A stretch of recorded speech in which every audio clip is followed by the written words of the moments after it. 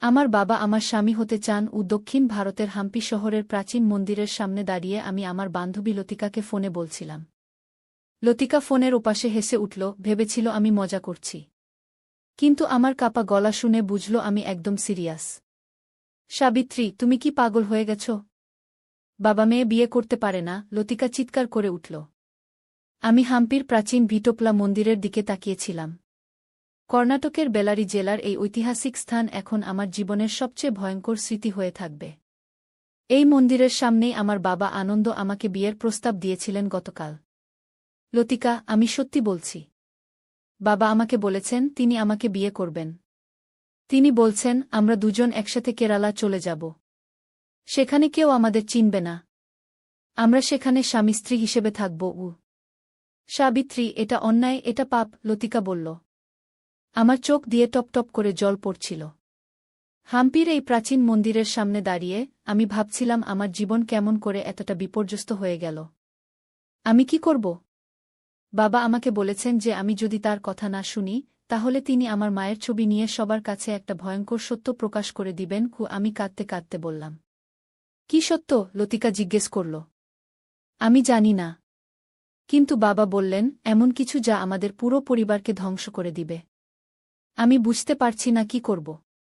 সাবিত্রী, তুমি পুলিশে যাও, লতিকা বলল। আমি কিভাবে যাব? এটা আমার বাবা। আর আমার মায়ের কথা কি? এতদিন পর এসে তিনি আমাকে এরকম করছেন কেন? এই সময় আমার পিছনে একটা ছায়া পড়ল। আমি চমকে উঠে পিছনে তাকালাম। বাবা আমার দিকে এগিয়ে আসছিলেন। আমার হাত থেকে ফোনটা পড়ে গেল। সাবিত্রী, তুমি কার সাথে কথা বলছিলে? বাবা আমাকে জিজ্ঞেস করলেন। আমি থতমত খেয়ে গেলাম। কেউ না, বাবা গি। মিথ্যা কথা, বাবা চিৎকার করে উঠলেন। আমি শুনেছি তুমি কি বলছিলে। তুমি আমার বিরুদ্ধে ষড়যন্ত্র করছ। আমি পিছনে হটতে লাগলাম। না বাবা, আমি। চুপ করো, তিনি আমার দিকে এগিয়ে আসতে লাগলেন। তার চোখ লাল হয়ে গিয়েছিল। তুমি আমার সাথে আসছ? এখনই?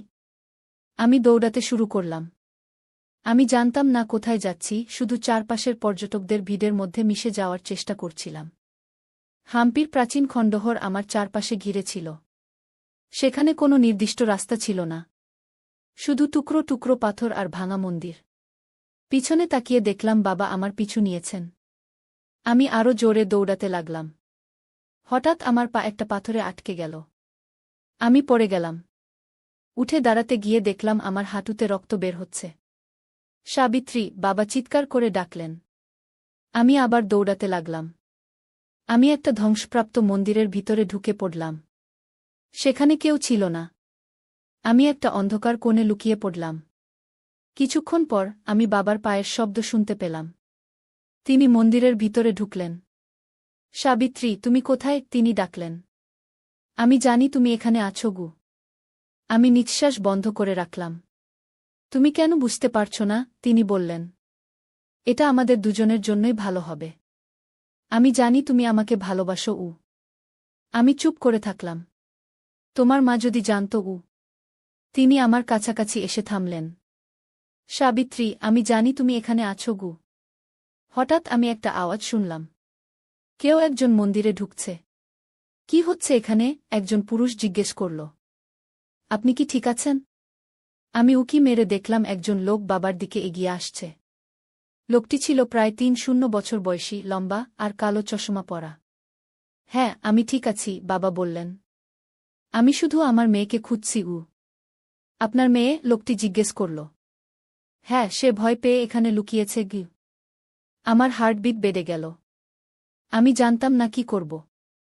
যদি লোকটি চলে যায়, বাবা আমাকে ধরে ফেলবেন। আপনার মেয়ের নাম কি? লোকটি জিজ্ঞেস করল। সাবিত্রী, বাবা উত্তর দিলেন। লোকটি একটু থামল। আপনার নাম? আনন্দ। আনন্দ শর্মা গু। লোকটি আমার বাবার দিকে তাকিয়ে রইল। আপনি কি এখানে ঘুরতে এসেছেন? হ্যাঁ, আমরা কলকাতা থেকে এসেছি, বাবা বললেন। আপনি একা এসেছেন? না, আমার মেয়ে আমার সাথে আছে।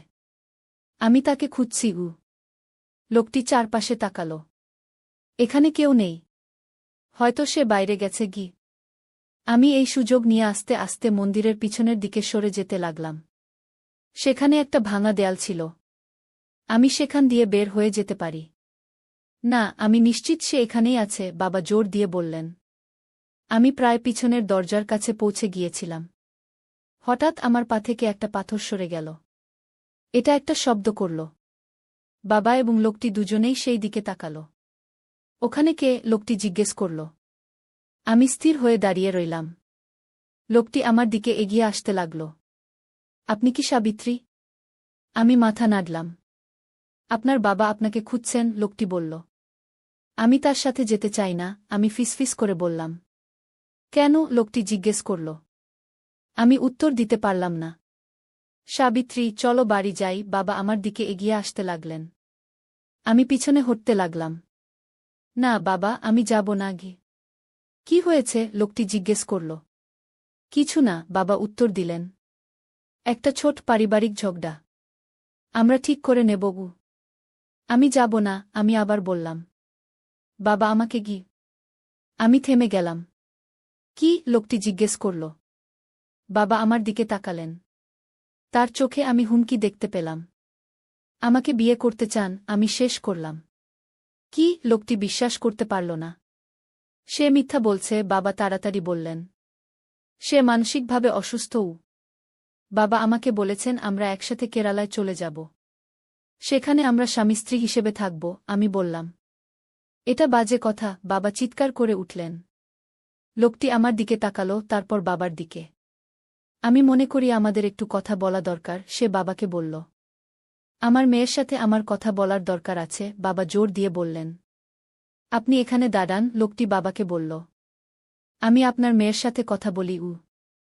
বাবা প্রতিবাদ করতে যাচ্ছিলেন, কিন্তু লোকটি তার পকেট থেকে কিছু একটা বের করল। আমি পুলিশ, সে বলল। অনুগ্রহ করে সহযোগিতা করুন। বাবা চুপ করে গেলেন। লোকটি আমার কাছে এসে ফিসফিস করে বলল, আপনি কি নিরাপদ বোধ করছেন? আমি মাথা নাড়লাম। না। আপনি কি সত্যি বলছেন? আপনার বাবা কি আপনাকে বিয়ে করতে চান? আমি আবার মাথা নাড়লাম। হ্যাঁ। তিনি আমাকে হুমকি দিয়েছেন যে আমি যদি রাজি না হই, তিনি আমার মায়ের সম্পর্কে কিছু একটা প্রকাশ করে দিবেন। লোকটি ভ্রু কুঁচকাল। বুঝেছি।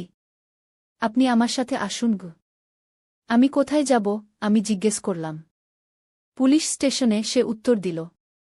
আমার নাম রাহুল। আমি আপনাকে সাহায্য করব। আমি রাহুলের সাথে গেলাম। বাবা আমাদের পিছনে পিছনে আসতে লাগলেন। পুলিশ স্টেশনে রাহুল আমাকে একটা ঘরে নিয়ে গেল। সেখানে একজন মহিলা অফিসার ছিলেন। এই হলো সাবিত্রী, রাহুল আমাকে পরিচয় করিয়ে দিল। তার বাবা তাকে বিয়ে করতে চান। মহিলা অফিসার আমার দিকে তাকালেন। বসো সাবিত্রী। তুমি আমাকে সব বলো। আমি সব বললাম। কিভাবে আমার বাবা বছরের পর বছর আমাদের ছেড়ে চলে গিয়েছিলেন। কিভাবে তিনি হঠাৎ করে ফিরে এসেছিলেন এবং আমাকে এই ভ্রমণে নিয়ে এসেছিলেন। আর কিভাবে গতকাল রাতে তিনি আমাকে বিয়ের প্রস্তাব দিয়েছিলেন। আমি বিশ্বাস করতে পারিনি, আমি বললাম। তিনি বললেন তিনি আমাকে ভালোবাসেন, সে ভালোবাসা বাবা মেয়ের মতো নয়। তিনি বললেন আমি তার আসল মেয়ে নই। কি? মহিলা অফিসার জিজ্ঞেস করলেন। তিনি বললেন আমার মা আমাকে গোপনে অন্য কারো সাথে সম্পর্ক করে জন্ম দিয়েছিলেন। তিনি বললেন তিনি সেটা জানতেন, কিন্তু আমাকে নিজের মেয়ে হিসেবেই বড় করেছিলেন। এখন তিনি আমাকে বিয়ে করতে চান কারণ তিনি বলছেন আমরা রক্তের সম্পর্কে আবদ্ধ নই। মহিলা অফিসার এবং রাহুল একে অপরের দিকে তাকালেন। তোমার মা কোথায়? মহিলা অফিসার জিজ্ঞেস করলেন। তিনি মারা গেছেন, আমি উত্তর দিলাম।